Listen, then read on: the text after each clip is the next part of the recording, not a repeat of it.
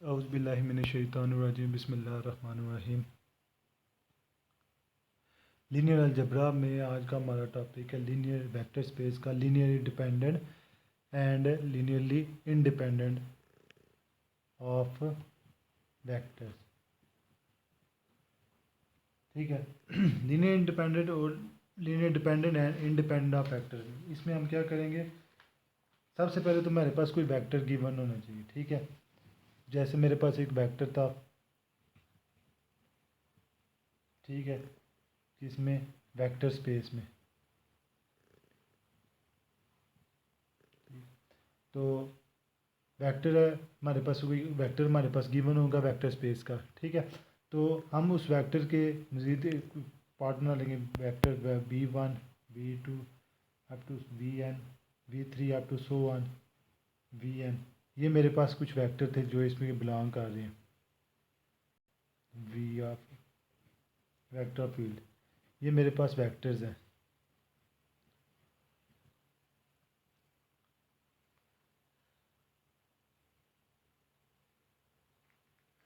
हम इन्हीं वेक्टर्स को चेक करते होते हैं। ठीक है, क्या ये डिपेंडेंट है या इनडिपेंडेंट है।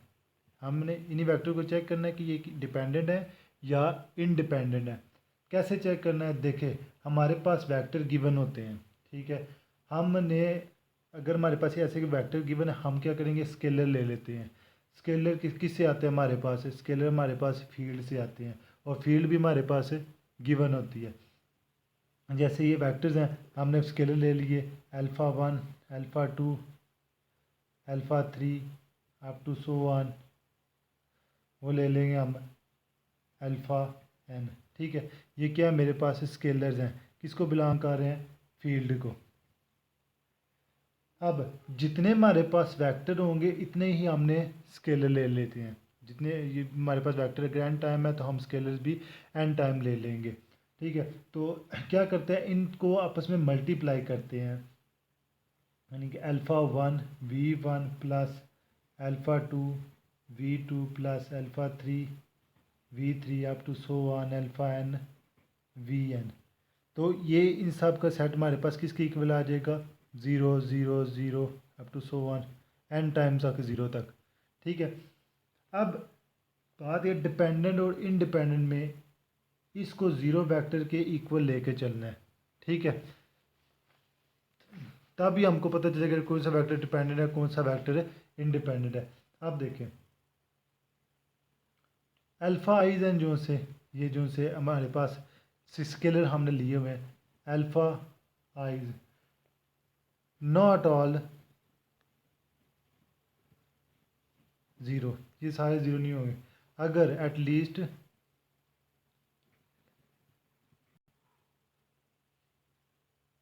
वन जो सा ना हमारे पास अल्फ़ा इज नॉन ज़ीरो हमारे पास एक होगा। ठीक है, तो मैं ये क्या होगा हमारे पास लीनियरली डिपेंडेंट। ये जो कम्बिनेशन, ये जो सा मेरे पास ये जो सा कम्बिनेशन लिखा हुआ है, लिखा गया है, इसको अगर मल्टीप्लाई करने से, ये जो सा कंपनी हम स्केलर लेते हैं, स्केलर और वेक्टर लेके ये कम्बिनेशन लिखा है, इसको अगर मल्टीप्लाई करने से हमारा 0 0 0 आंसर आ जाए तो हमारा क्या होगा, लीनियरली डिपेंडेंट। यानी कि जो सा कम्बिनेशन मैंने लिखा हुआ है ये सारा, इसको मल्टीप्लाई करने से अगर मेरे पास आंसर आ जाए 0 0 आ जाए तो वो क्या होगा, मेरे पास लीनियरली डिपेंडेंट हो जाएगा। जब हमारे पास आंसर कितना आ जाएगा, 0 0 अप टू सो वन जो भी है, तो लीनियर डिपेंडेंट हो जाए। और इसमें से एक भी एलिमेंट, एक भी कम से एक भी एलिमेंट नॉन ज़ीरो आ जाए, लेकिन मल्टीप्लाई करने से वो भी ज़ीरो बन जाए। ठीक है, इसमें से वेक्टर में से अगर देखें ना, अगर हमारे पास ये जो अल्फा आइज हैं वो सारे 0 0 एलिमेंट आ गए तो मेरा तो लीनियर डिपेंडेंट हो ही जाएगा। ठीक है, अगर एक भी एलिमेंट, एक एटलीस्ट वन एलिमेंट की बात की मैंने, अगर एक भी एलिमेंट जो सा स्केलर होगा उसका एक भी एलिमेंट नॉन ज़ीरो आ जाए हमारे पास, तो मल्टीप्लाई करने से वो ज़ीरो बन जाए, तो हम बोलेंगे वो क्या होगा, लीनियरली डिपेंडेंट होगा। हम इसको कैसे प्रूव करेंगे। ठीक है, देखें, इसके तीन मेथड, मेन तो दो मेथड हैं। एक ये जो सा ये वेक्टर वाला, और दूसरा जो सा वो डिटर्मिनेंट वाला, हम दो यूज़ करते हैं। हाँ, देखें, फर्स्ट अब हम क्या करेंगे, इसको क्या करते हैं,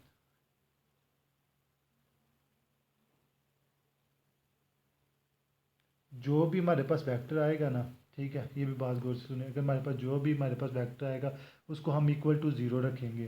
तो जितनी भी हमारे पास, मिसाल के तौर पर हमारे पास ये वेक्टर आएगा ना, हम इसको इक्वल टू ज़ीरो ज़ीरो रखेंगे ना, तो जितनी भी हमारे पास इक्वेशंस इसकी बनेगी, ठीक है, यहाँ पर अल्फ़ा आइज़ है, एन एन आइज़ है, ठीक है, एन टाइम है ना, तो अल्फ़ा एन आइज़ है, तो अगर एन में एन ही, तो इसकी कितनी बनेगी इक्वेशन, एन टाइम इक्वेशन बनेगी, ठीक है। तो सॉल्व करके alpha one, alpha two, alpha three जितनी भी उन सब की वैल्यूज़ आएगी, अगर इनमें से कोई भी alpha I not equal to zero आ गया तो वो हमारा आ जाएगा लीनियरली डिपेंडेंट हो जाएगा, ठीक है।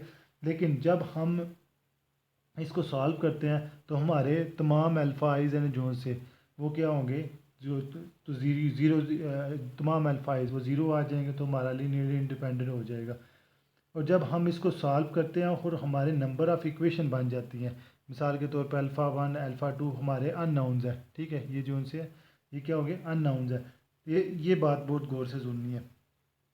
जब हम इसको सॉल्व करते हैं किसी भी इक्वेशन को, ठीक है, तो नंबर्स ऑफ़ इक्वेशन, मेरे पास नंबर ऑफ़ इक्वेशन बनेगी, भी मैं एक एग्जांपल करूंगा तो आपको पता चल जाएगा। नंबर ऑफ़ जितने भी नंबर ऑफ़ इक्वेशन बनती हैं, ठीक है, उसमें अल्फ़ा वन अल्फ़ा टू जो से अननाउन्स है, तो अगर मैं अननाउन्स हैं जो से अननाउन्स फर्ज कर लें, वो मैं किसके इक्वल रखता हूँ, एम के इक्वल रख देता हूँ, और नंबर ऑफ़ इक्वेशंस वो कर लेता हूँ एन के इक्वल। नंबर ऑफ़ अननाउन्स या नंबर ऑफ़ इक्वेशंस वो मैं रख लेता हूँ एन के इक्वल। अगर अननाउन ज़्यादा हो जाएं, इक्वेशन मेरे पास कम हो जाए, नहीं अननाउन सॉरी कम हो, इक्वेशन मेरे पास ज़्यादा हो, एम लेस देन एन हो जाए, तो ये क्या होगा, नॉन ट्रिवियल सोल्यूशन हो जाएगा मेरे पास।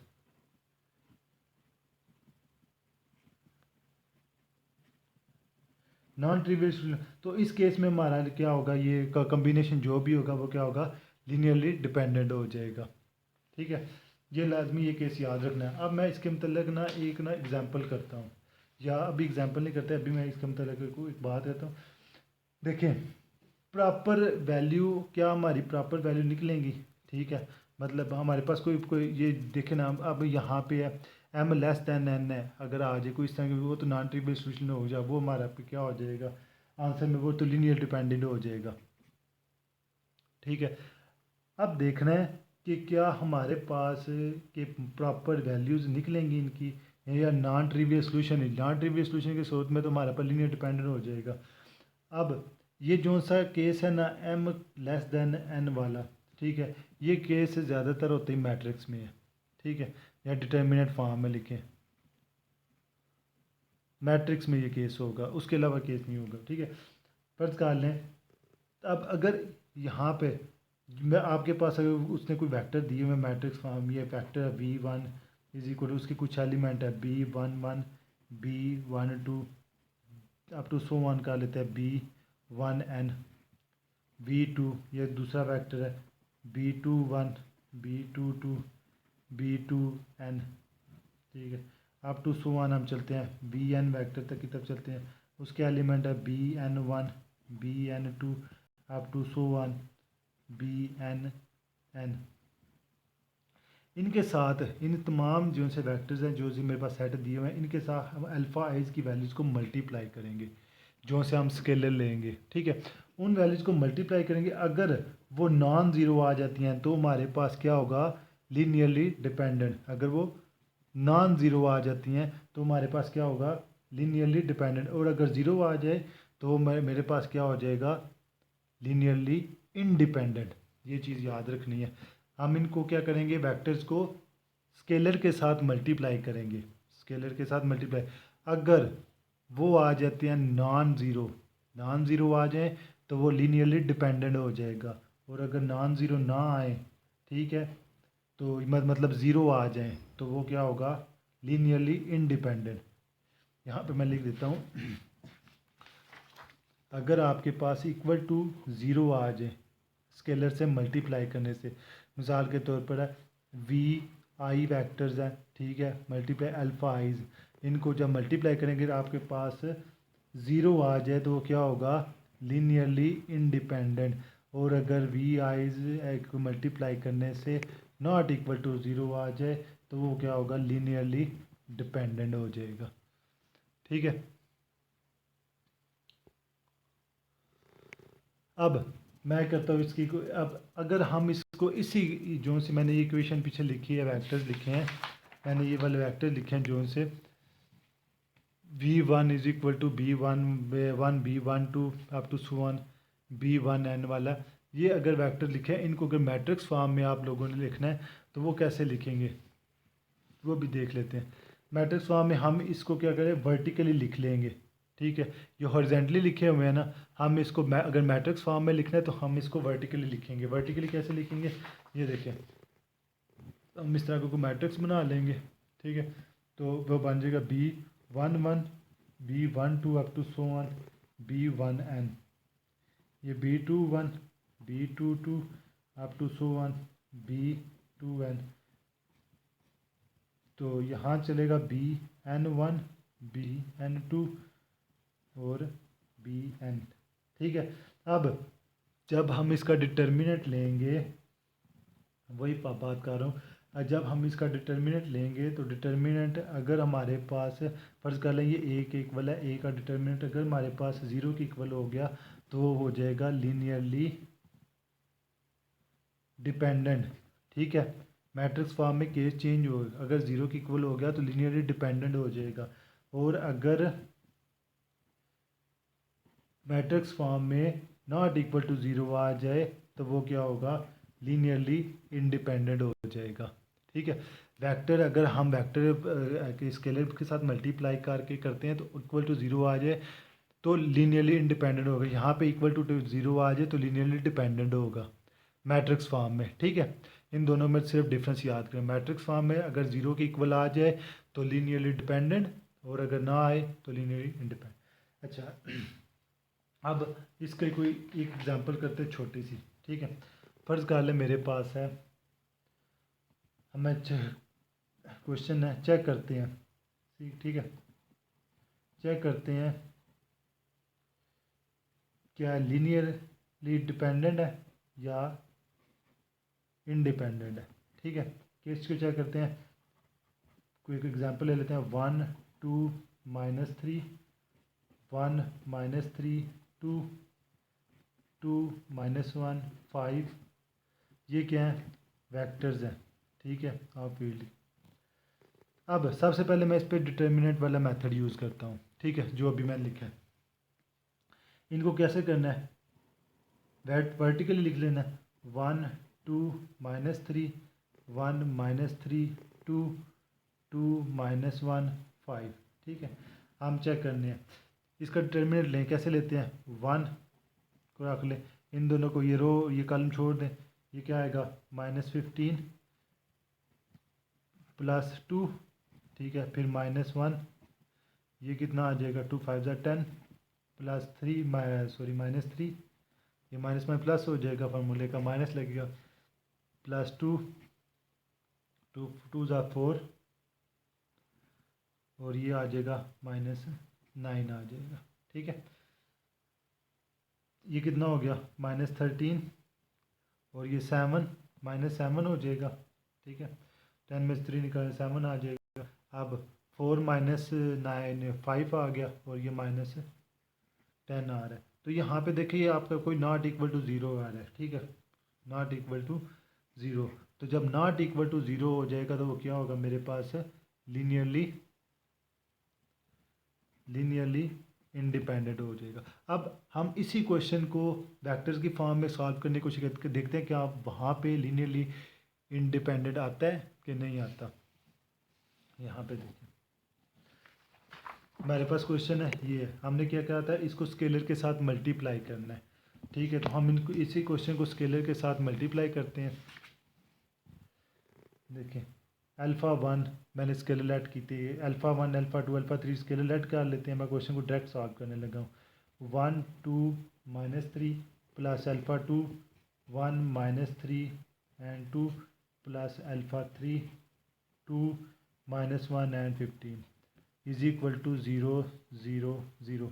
क्या बोला था, इसको लीनियर इंडिपेंडेंट इंडिपेंडेंट चेक करने के लिए हमने क्या करना है, इनको 0 0 के इक्वल लिख लेना है। अब इसकी इक्वेशन ना लेते हैं, नंबर ऑफ़ इक्वेशन ना लेते हैं। देखें ये क्या हो जाएगा, अल्फ़ा 1 इसको 1 से मल्टीप्लाई करेंगे प्लस ये alpha 2 plus 2 alpha 3 is equal to 0। ये मेरे पास इक्वेशन 1 बन गई है।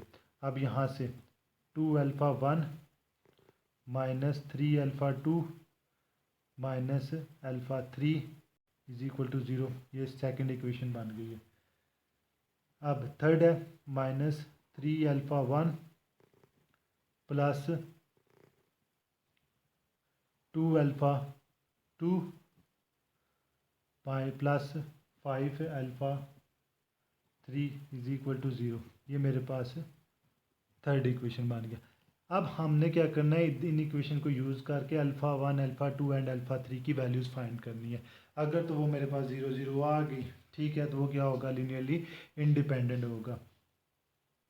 अब सबसे पहले मैं क्या करता हूँ, इक्वेशन 1 और इक्वेशन 2 को सॉल्व कर लेते हैं। अगर इस इक्वेशन को 2 से मल्टीप्लाई कर तो अल्फ़ा 3 कैंसिल हो जाएगा। ये देखें अल्फ़ा 1 यहाँ पे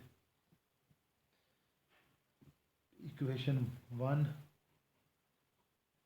प्लस 2 इक्वेशन 2, मैं इस तरह लिख देता हूँ बाय, यानी कि इक्वेशन 1 को क्या करना है, ऐड कर देना है प्लस अल्फ़ा 2 प्लस 2 अल्फ़ा 3, इसको 2 से मल्टीप्लाई कर देना 4 अल्फ़ा 1 माइनस इसके 2 से मल्टीप्लाई करेंगे 6 alpha 2 minus 2 alpha 3 is equal to 0। ये भी इज़ इक्वल टू 0 है, तो यहाँ पे ये कैंसिल हो गई, आ रहा है 5 alpha 1 minus 5 alpha 2 is equal to 0।